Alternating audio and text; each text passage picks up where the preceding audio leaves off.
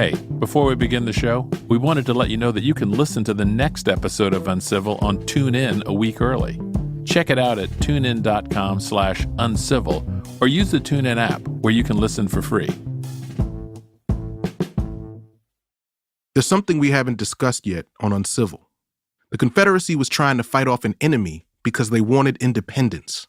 And if they really wanted to prove that they could be an independent nation, they didn't just need their own military.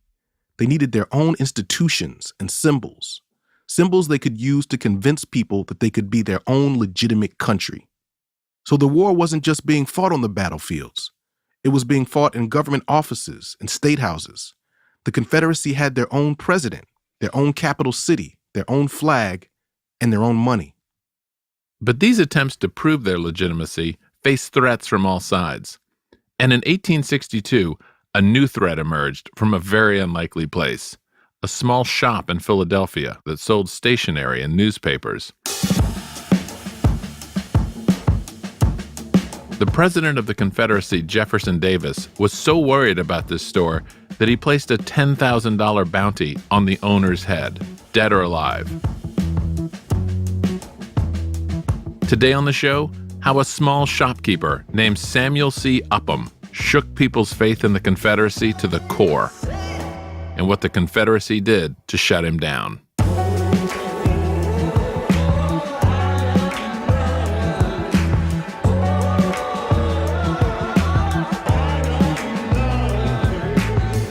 I'm Jack Hitt. I'm Chenjerai Kumanyika. And this is Uncivil, where we ransack America's history and discover once again that whoever controls the money controls the government.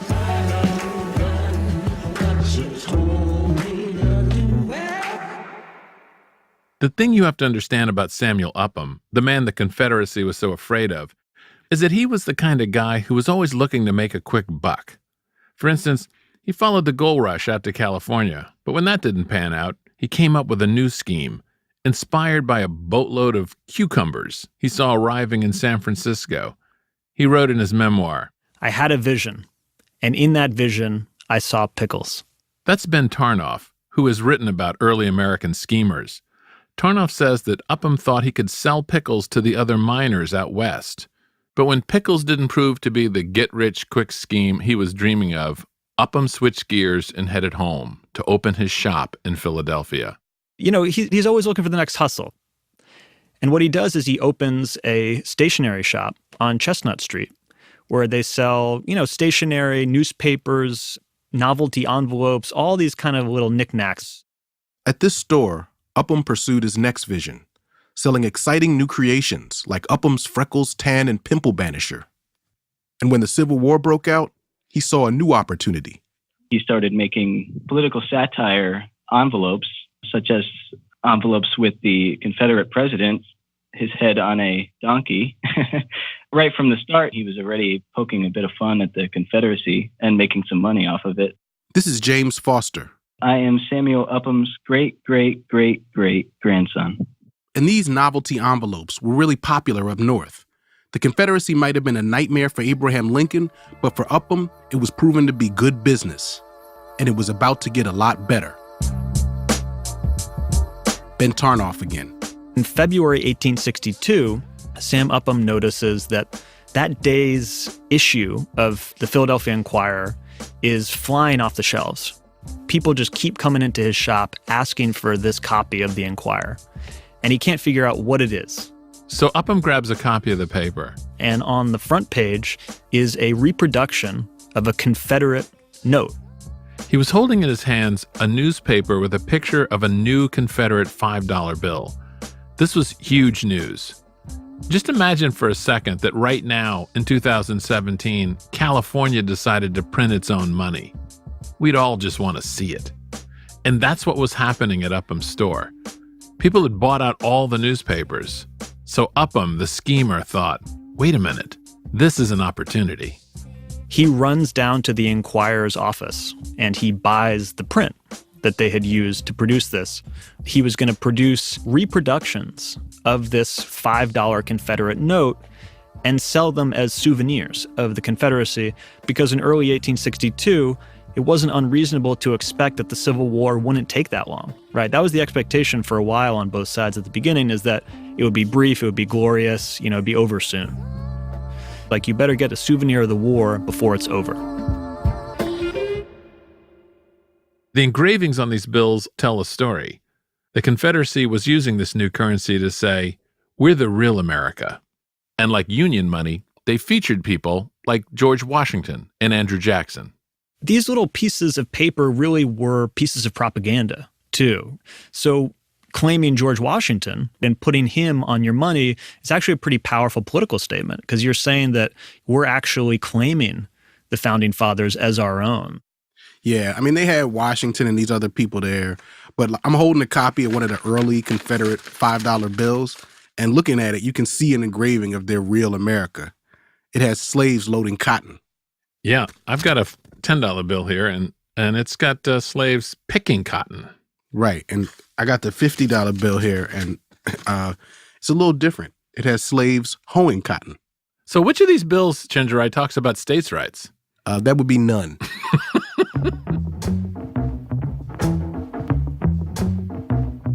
So Upham started selling these replicas of Confederate money. He called them mementos of the rebellion. And Upham sold each bill for about a penny apiece. Here's Mark Weidenmeyer, professor of finance at Chapman University. He printed an initial batch, and he said, and I quote, "It sold like hotcakes."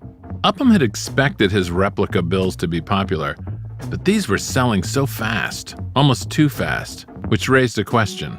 Do you really need 1,000 souvenirs, right? I mean, you probably just need one. Upham figured out that people weren't just buying them as souvenirs. Upham's name and address were at the bottom of these bills, but he learned that people were clipping that part off and then spending his souvenirs as real Confederate money. And it was easy to pass them off this way because the real Confederate bills were junk. All the good engravers were in the North, and so was the good paper to print it on. So the Confederacy had to resort to newsprint to print their money on. Confederate dollars were even called graybacks because they smudged so easily and they looked dirty. And the fact that Confederate currency was so crappy made Upham's bills very convenient for customers who could buy them up north and spend them down south. People like cotton smugglers. See, smuggling cotton was big business during the Civil War. To hurt the South's economy, the North's official policy was to stop buying their cotton. But like the rest of the modern world, the North was deeply dependent on the cheap cotton that slavery produced. So Northern mill owners found a way to get their cotton through smugglers who bought bales of it with Upham's fake bills. Ben Tarnoff again. So if you can sneak into the South with Upham's counterfeits, buy some cotton, and then sneak back into the North, you can sell it for an enormous profit, particularly if it's just counterfeit notes that you paid with to begin with. So to make it easier for cotton smugglers, Upham makes it possible to buy huge quantities of his fake money all at once. He starts selling them in stacks. You can get 100 for 18 cents. And then he made it so that his customers didn't even have to come to the store to buy his bills. He does fulfill a lot of these orders through the U.S. Post, which is even better for a cotton smuggler, because if you're in Memphis, you don't have to travel to Philadelphia to get these notes. And they'll show up in your mailbox in a week or so, which is really convenient and, of course, unprecedented in the history of counterfeiting. That's right. Samuel Upham was the Amazon.com of fake money.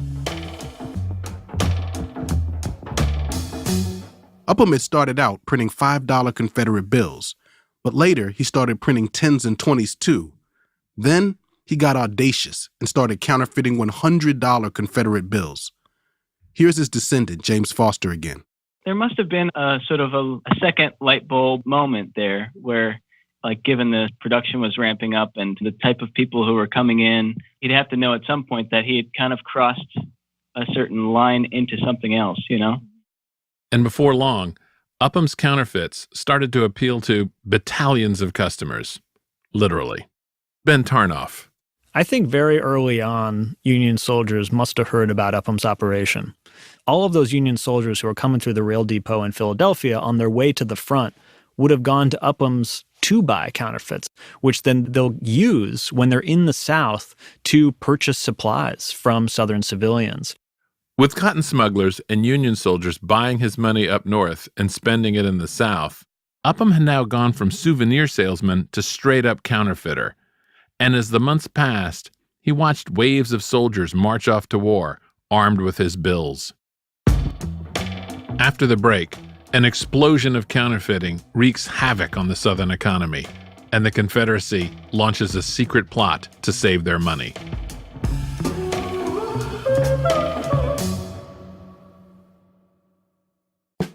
This episode of Uncivil is brought to you by Ridiculous History, the new podcast from How Stuff Works. History can be beautiful, it can be brutal, and sometimes it's just ridiculous. Hence the show, Ridiculous History. They dig into stuff like what Pablo Escobar and hippos have in common, or why British lawyers wear wigs. Here's one, Chenjerai. Do you know what launched the Protestant Reformation in 1517? Yes, clergy corruption and the selling of indulgences. Well, yeah, of course that, but also butter. A big part of the Protestant Reformation, as it turns out, was hinged on the prohibition of that delicious, creamy substance we know and love. Butter, yes, I love it. Join hosts Ben Bolin and Noel Brown as they explore some of history's strangest stories. Check out Ridiculous History on Apple Podcasts or wherever you get your podcasts.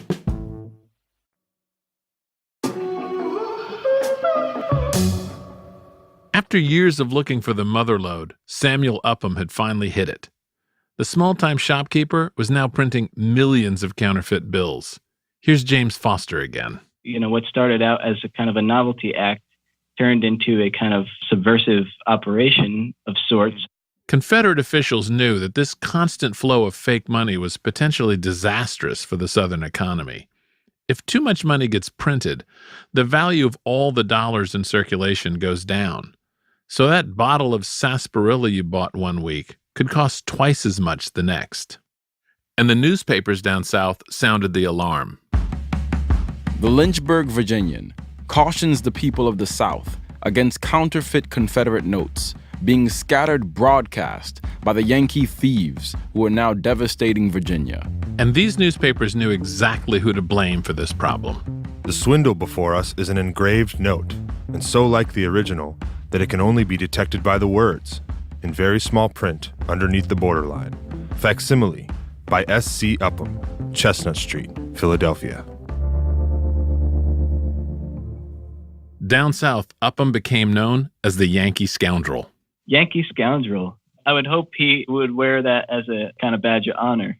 He might have welcomed it with a kind of, mischievous glee, embracing it. While the Confederacy was enraged at Upham, other counterfeiters were figuring out how to copy him. One operation sprung up in Cuba, smuggling bills into Florida. But things really changed for Upham when another man got into the game, Winthrop E. Hilton. By all accounts, he was really good. Here's Ben Tarnoff again.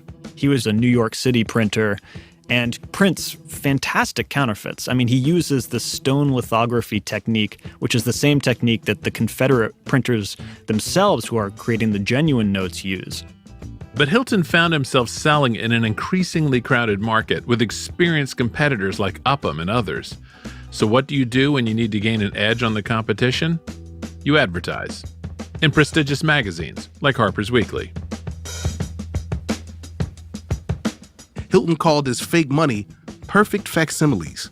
And Upham literally warned his customers not to be duped by fakes. I just gotta say, it's amazing the kind of crimes white people can get away with. Black folks couldn't even legally read, but white folks are advertising counterfeit money in the damn newspaper? Antebellum privilege, my friend. The competition was escalating, fast, and a price war ensued. At the top of his game, Upham is selling 1,000 bills for $40. Then Hilton came in and sells 1,000 bills for $4. Upham slashed his price to match Hilton's, but then Hilton started printing higher denominations, 20s, 50s, 100s, and he sold whole batches of these totaling $20,000 in Confederate money for only $5. Inflation was tearing through the Southern economy. The Confederacy had already been printing buckets of money to finance the war effort, and now Upham and Hilton's counterfeits were making the inflation problem worse. And up north, People had a new name for Upham's bills: paper bullets. The Confederacy was determined to shut the counterfeiters down. And at one point, Jefferson Davis put a $10,000 bounty on Upham's head. The Confederacy declared the death penalty for any counterfeiter they caught. Here's Ben Tarnoff. There was a case where we know someone was actually punished that way, this Italian immigrant who was caught with a lot of counterfeit cash, and they hang him basically to make an example. Confederate officials knew they had to stop him, and their plan was like a Mission Impossible plot. First, they go after Winthrop Hilton, Upham's competitor. Remember, Hilton is a northern counterfeiter making fake Southern money.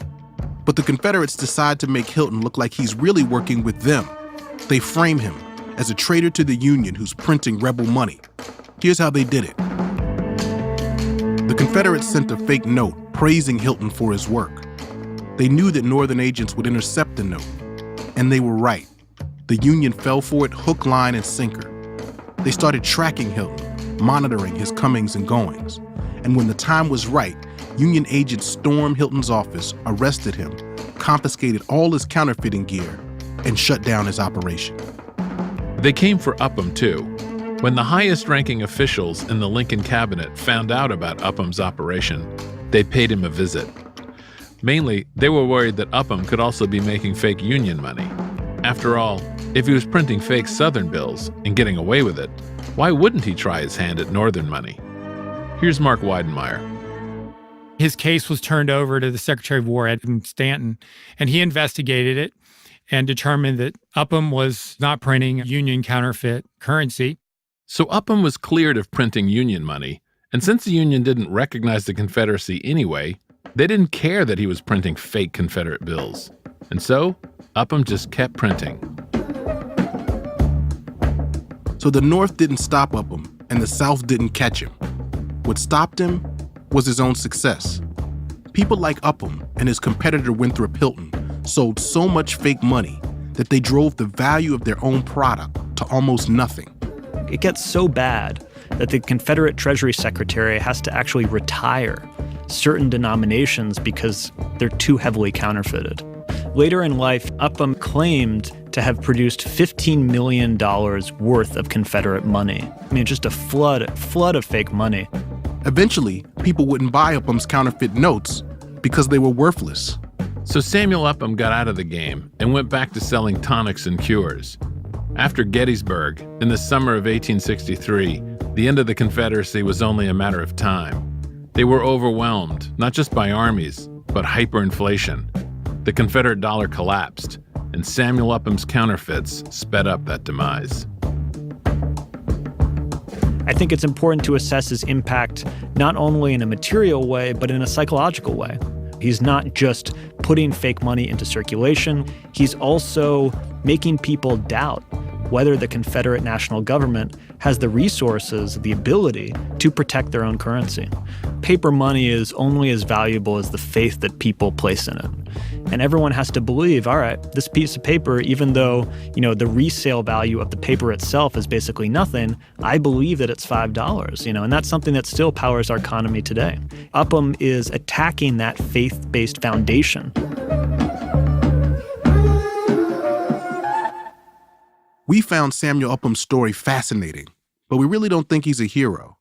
He was pro-union, but he wasn't an abolitionist. In fact, he was a garden variety racist. In other words, he was an average 19th century white guy. And it's hard to know why Samuel Upham did what he did. Publicly, he always said he was just a guy who sold souvenirs. But even his descendants struggle with how to think about him now. I'd love to romanticize it and say that, he was a badass patriot who was gleefully undermining the South's economy with his, pretty paper bills. But I'm sure other things also factor in as well. Like, for one thing, he was also making money the whole time he was doing it. So there is obviously a financial aspect and perhaps a financial motivation too, as well as some patriotism and badassery.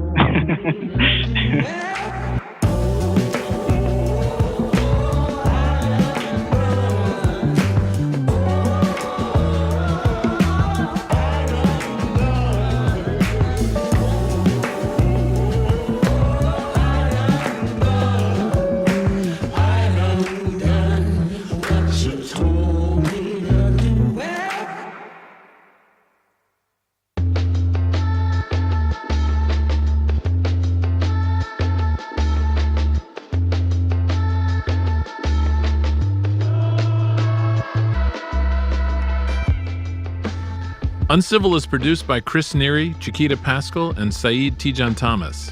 We had more help from M.R. Daniel. Our senior producer is Kimmy Regler. Editing by Caitlin Kenny, Jorge Just, and Pat Walters. Our show is mixed by Bobby Lord.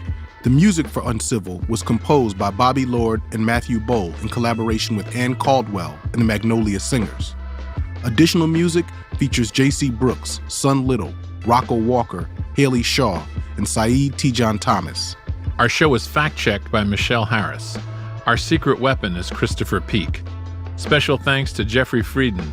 Ben Tarnoff's book is called A Counterfeiter's Paradise: The Wicked Lives and Surprising Adventures of Three American Moneymakers. Uncivil is a production of Gimlet Media. Our website is uncivil.show. We're on Twitter and Facebook at Uncivil Show. And don't forget to join our Facebook group, Uncivil Podcast. And now a quick announcement. The chairman of the FCC has proposed ending net neutrality protections. The consequences would be devastating for marginalized communities that media outlets have misrepresented or failed to serve. People of color, the LGBTQ community, indigenous peoples, and religious minorities in the United States rely on the open internet to organize, access economic and educational opportunities, and fight back against systemic discrimination. The FCC will be voting on this on December 14th. We suggest that you educate yourselves on this issue and let your voices be heard. I'm Jack Hitt. I'm Chenjerai Kumanika. And on next week's episode of Uncivil, as soon as race laws started showing up in Virginia, they moved on, and they were sort of hidden kind of from society for a long time. We'll see you next week.